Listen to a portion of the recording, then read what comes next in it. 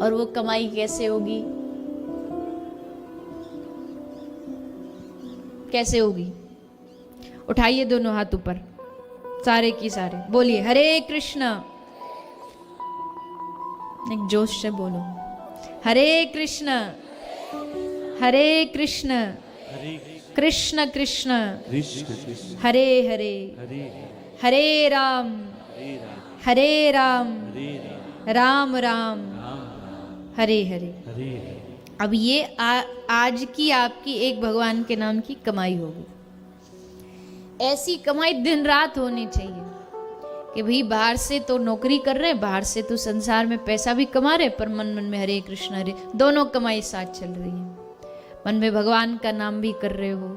ये कमाई हमेशा हर जन्म हर युग में हमारे साथ जाएगी, ये कोई हमसे छीन नहीं सकता। मीरा कहती है ना, खर्चे न खोवे आको चोर न लूटे, दिन दिन बढ़त सवायो, पायो जी मैंने राम रतन धन पायो। तो ये कमाई भी संग के संग चलती रहनी चाहिए। यही मृत्यु की तैयारी है। श्री सुखदेव जी महाराज राजा परीक्षित के प्रश्न को सुन के बड़े खुश हुए कि चलो कम से कम इस राजा ने अपने स्वार्थ का तो प्रश्न नहीं पूछा, नहीं तो अधिकतर तो लोग साधुओं के पास जाके अपना ही स्वार्थ पूछते हैं। मैयाओं को देखो तो महाराज घुटनों का दर्द कैसे ठीक होगा। अब बताओ, ये कोई महाराज से पूछने वाली बात है? इसके लिए डॉक्टर हैं दुनिया में, उनके पास जाओ। शुगर नहीं ठीक हो रही, महाराज जी कोई मंत्र बता दो। मंत्र जपने से थोड़ी शुगर ठीक होगी। हाँ, आपका भगवान में श्रद्धा विश्वास है, आप ये कह सकते हैं कि आशीर्वाद दो। भगवान का नाम जितना जपेंगे तो उतना हमारा थोड़ा मन शांत रहेगा, बीमारियों से इनसे मन हटा रहेगा। पर भगवान का मंत्र ये गारंटी थोड़ी देता कि बीमारी नहीं होगी। बताइए, क्या भगवान का नाम जाप ये गारंटी देता कभी बीमार नहीं होगे? कर्म बड़ी अलग गति से चलता। अभी तुमने माला करी, हो सकता शाम को बुखार आ जाए, तुम कहने लगो हमने तो माला करी थी, फिर बुखार क्यों हो गया? अरे बुखार का धर्म शरीर का अलग है, भजन अलग है। भजन का दुखों से कोई लेना देना नहीं है।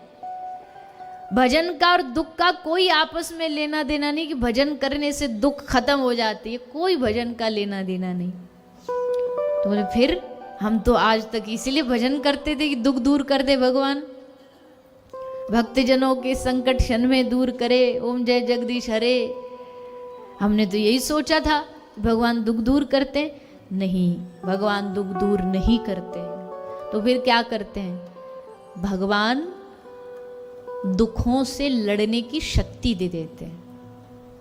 जो व्यक्ति दुखों में हार गया उसको इतनी शक्ति दे देंगे कि वो दुख में भी आपको मुस्कुराता नजर आएगा, हंसता नजर आए। खूब लाख दुख होंगे और तुम उससे पूछो भैया कैसे हो, तो हंसता हुआ कहेगा मेरे गोविंद की बड़ी कृपा है, मेरी राधा रानी की मुझ पे बड़ी कृपा है। चाहे आप उसके जीवन में जाके देखो कितना दुखों से भरा हुआ है, चारों ओर दुख का उस पर अंबार लगा हुआ होगा, फिर भी कभी भी भगवान के लिए ये नहीं कहेगा कि नहीं नहीं हमसे तो गलती हो गई। बड़े विचित्र विचित्र प्राणी होते हैं दुनिया में। दुख आया, कष्ट आया, भगवान से दूरी बना ली। भगवान भगवान कोई नहीं होता। अरे तू है क्योंकि भगवान है, तेरा शरीर चल रहा है क्योंकि भगवान है। उस सत्ता को कभी चैलेंज मत करो, क्योंकि वो बड़ी भारी सत्ता है। कुछ नहीं करना पड़ा उसको, कुछ नहीं करना पड़ता उसको। एक क्षण में कब क्या से क्या बदल दे। ये जितने घमंड में भरे घूमते रहते हैं कि हम दुनिया चला रहे, हम दुनिया चला रहे, एक सेकंड भी अगर वो परमात्मा हवा ऑक्सीजन रोक देना तो सब धरे की धरे रह जाएंगे। बताओ क्या कर लोगे? क्या कर लेगा उस समय वो धंधे वाला बिजनेसमैन जो समझता है कि मेरे बिजनेस से राष्ट्र चल रहा है? क्या कर पाएगा? ये तो उसकी कृपा की निगाह है जो हम पर बनी हुई है, तभी ये जीवन चल रहा है। तो महाराज दुखों से दूर करने के लिए भक्ति नहीं होती है। इसलिए साधुओं के पास जाओ तो जगत कल्याण का प्रश्न करो, समाज के कल्याण के बारे में पूछो, भक्ति के बारे में पूछो, भगवान के बारे में पूछो, शास्त्र की कोई बात पूछो। बेकार की इधर उधर की बात पूछने से क्यों साधु का समय व्यर्थ करते हो? पलो भगवान के भजन में बैठा, तुम जाकर के उससे पूछ रहे हो आड़ी टेढ़ी बातें। एक आदमी गया साधु जी के पास, बोले महाराज जी एक बात बताओ। महाराज जी ने उसकी बोली से ही समझ गए कि ये कुछ टेढ़ी बुद्धि का आदमी है। बोले बोल भैया। बोले एक बात बताओ, अगर अमावस्या के अगले दिन एकादशी आ जाए तो क्या करना चाहिए? महाराज जी बोले बेटा ये तो हो नहीं सकता कभी भी, तिथि तो अपनी तिथि अनुसार आती। बोले नहीं नहीं आप सोचो अगर ऐसा हो गया तो। महाराज जी बोले क्यों सोचूं, जब ऐसा हो नहीं सकता तो मैं बेकार की चीज क्यों सोचूं? ले अरे हम एक आपको ऑप्शन दे रहे हैं कि कभी ऐसा हो गया कि अमावस्या के अगले दिन एकादशी हो गई तो क्या करना चाहिए? महाराज जी ने सोचा जैसे इसके प्रश्न वैसे उत्तर। महाराज जी बोले अगर अमावस्या के अगले दिन एकादशी आ जाए तो तू मक्खन के पकोड़े बना के खा लेना। तो बोला महाराज जी ऐसा तो हो ही नहीं सकता, मक्खन के तो पकोड़े बन ही नहीं सकते। महात्मा जी ने हंस के कहा जब तेरी अमावस्या के बाद एकादशी आ सकती है तो मेरे भी मक्खन के पकोड़े बन सकते हैं। जैसा तेरा प्रश्न वैसा हमारा उत्तर। कुछ लोग बस ऐसी साधुओं के पास टाइम पास करने पहुंच जाते, मजे लेने पहुंच जाते कि चलो घर में तो समय टाइम पास हो नहीं रहा, समय ही समय चलो साधु बाबा जियों के पास जाएंगे, उल्टी सीधी बात करेंगे। नहीं, इसमें सावधानी बरतनी चाहिए। साधु का क्षण, साधु का समय कीमती है, उसका ध्यान रखना चाहिए। तो सुखदेव जी महाराज ने जब ये प्रश्न सुना राजा परीक्षित का कि राजा ने अपने केवल हित के लिए नहीं पूछा बल्कि समाज के हित के लिए पूछा, तो समझ गए कि एक अच्छा भक्त है, अच्छा श्रोता है और इसको कथा सुनाने में आनंद भी आएगा। और तब श्री सुखदेव जी महाराज राजा परीक्षित को कथा सुनाना आरंभ करते हैं। श्री सुखदेव जी राजा परीक्षित को हमारी जो अलग अलग भगवान की पूजा करने की भावना होती है इच्छा पूर्ति के लिए, उसका विरोध करते हुए कहते हैं कि भक्ति होनी चाहिए निष्काम भक्ति होनी चाहिए। निष्काम भक्ति से ही भगवान को पाया जा सकता है, मतलब जिसमें कोई इच्छा न बची हो, वो भक्ति भगवान को जल्दी प्रसन्न करती है, खुश करती है। इसके बाद सृष्टि प्रकरण सुनाया सुखदेव जी ने। ये सृष्टि बनी कैसे, सृष्टि की रचना कैसे हुई।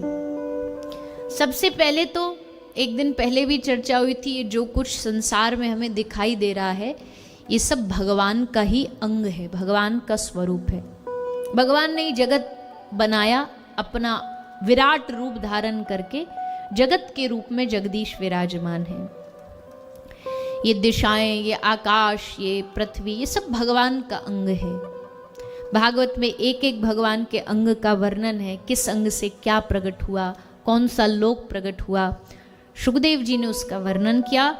और फिर इस सृष्टि की रचना के लिए भगवान ने ब्रह्मा जी को उत्पन्न किया। भगवान ने ही ब्रह्मा जी को उत्पन्न किया। भगवान नारायण की नाभि से ब्रह्मा जी प्रकट हुए और तब ब्रह्मा जी को भगवान ने आदेश दिया कि आप जाओ और जाके सृष्टि का सृजन करो। ब्रह्मा जी ने तब जाकर के सृष्टि का सृजन किया। सृष्टि कैसे आगे बढ़ी उसको सुनाते हैं सुखदेव जी, लेकिन उससे पूर्व भगवान के एक भक्त का चरित्र भी सुनाते हैं। जैसा मैंने कहा, भक्त, भक्ति, भगवंत, गुरु। भागवत में चारों का वर्णन है।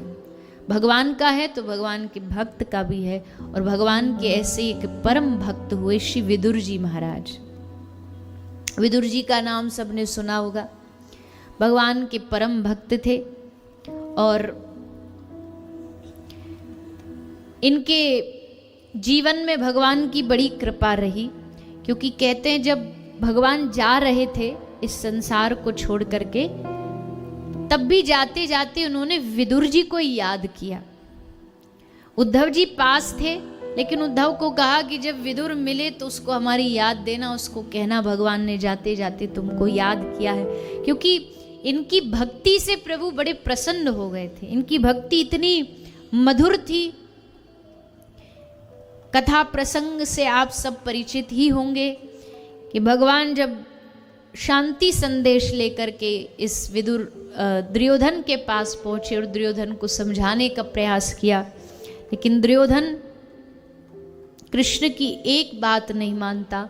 उसके मन में आता है कि मैं युद्ध करूंगा और युद्ध के बाद ही मैं पांडवों का जो थोड़ा बहुत जो उनका जमीन है, अधिकार है, वो दूंगा, बिना युद्ध के नहीं दूंगा। भगवान ने बहुत समझाने का प्रयास किया, नहीं माना दुर्योधन। भगवान को लगा कि अब यहाँ ज़्यादा बोलना सही नहीं है, क्योंकि जहाँ जो कोई ना समझे वहाँ फिर तर्क नहीं देना चाहिए, फिर छोड़ दो, मौन हो जाओ। कई प्रश्न ऐसे होते हैं जिनका हम उत्तर देने की कोशिश करते, सामने वाले को समझाने की कोशिश करते, लेकिन जो ना समझने के लिए तैयार हो, आप उनको कितने भी बड़े से बड़े तर्क दे दो, उनके मन में जो धारणा है वही धारणा बना करके रखेंगे। इसलिए अच्छा है कि वहाँ पर मौन हो जाओ।